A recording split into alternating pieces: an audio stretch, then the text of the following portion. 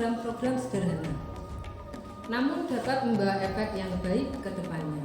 Misalnya penerapan budaya positif di sekolah untuk dapat menguatkan dan meningkatkan nilai karakter siswa melalui pembiasaan-pembiasaan baik.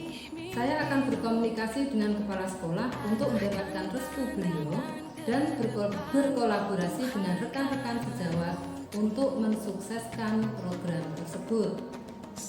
Yang kedua, saya akan mensosialisasikan materi-materi program guru penggerak yang telah saya dapatkan melalui komunitas praktisi SD Negeri Songian 3 Kecamatan Margoyoso Kabupaten Pati yang telah saya bentuk, dan juga melalui rapat Dewan Guru pada waktu-waktu tertentu.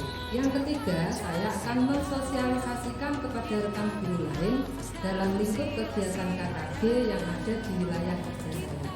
Yang keempat, saya akan mensosialisasikan materi-materi program guru penggerak melalui video yang saya upload ke channel pribadi. Saya terlebih dahulu menganalisis permasalahan yang terjadi dan menentukan apakah masalah yang saya hadapi termasuk ke dalam dilema mereka ataukah bujukan orang.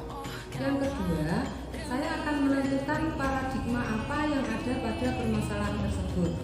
Apakah paradigma individu lawan masyarakat, ataukah rasa keadilan lawan rasa kasihan, apakah kebenaran lawan kesetiaan, ataukah termasuk dalam jangka pendek lawan jangka panjang, ya. Saya akan menentukan prinsip apa yang digunakan dalam pengambilan keputusan.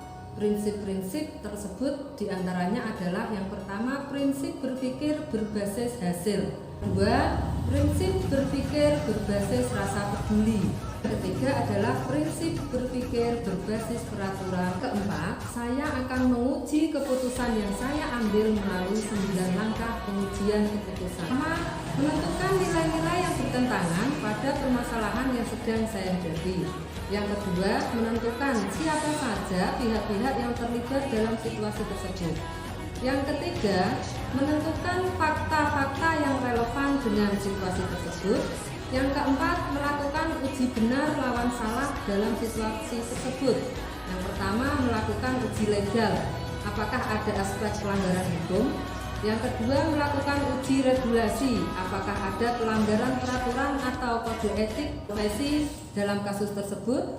Yang ketiga, melakukan uji intuisi, yaitu apakah ada yang salah dalam situasi tersebut berdasarkan perasaan. 4. Melakukan uji publikasi, yaitu menguji perasaan bila keputusan yang saya ambil dipublikasikan di halaman depan koran.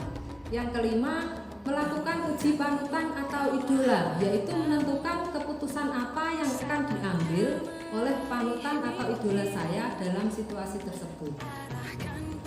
Langkah yang kelima adalah menentukan paradigma yang terjadi pada kasus yang dihadapi. Yang keenam, menentukan prinsip yang akan saya gunakan. Yang ketujuh, menentukan penyelesaian yang kreatif untuk menyelesaikan masalah tersebut atau biasa disebut dengan investigasi opsi trilema. Yang kedelapan, menentukan keputusan yang akan saya ambil. Dan yang kesembilan adalah melakukan kembali keputusan dan mereview. Penerapan pengambilan keputusan akan saya lakukan ketika saya mengalami dilema etika, entah hari ini, besok, minggu depan, atau kapanpun, atau ketika rekan guru lain sedang mengalami permasalahan dilema etika.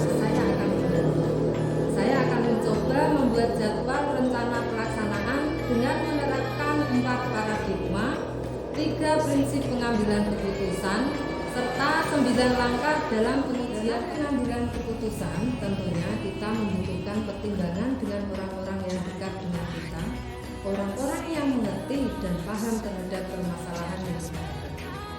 Jika permasalahan yang kita hadapi di lingkungan sekolah, maka kita bisa melibatkan kepala sekolah, rekan kerja desa, komite sekolah, serta wali murid, serta pengawas yang ada di sekolah kita. Kita perlu melakukan diskusi dan saling berbagi pengetahuan dan pengalaman dengan rekan kerja agar dalam pengambilan sebuah keputusan tersebut tepat dan efektif. Masukan-masukan rekan kita dalam sebuah diskusi akan membantu kita dalam menentukan sebuah keputusan Semakin banyak masukan dari orang lain, maka keputusan yang kita ambil juga akan semakin efektif dan tepat. Demikian jurnal monolog saya terkait dengan tugas demonstrasi kontekstual 3.1.a.7 tentang pengambilan keputusan sebagai pemimpin pembelajaran yang saya tuangkan dalam sebuah video. Semoga kedepannya bisa lebih baik lagi dalam mengambil sebuah keputusan yang benar-benar efektif dan tepat.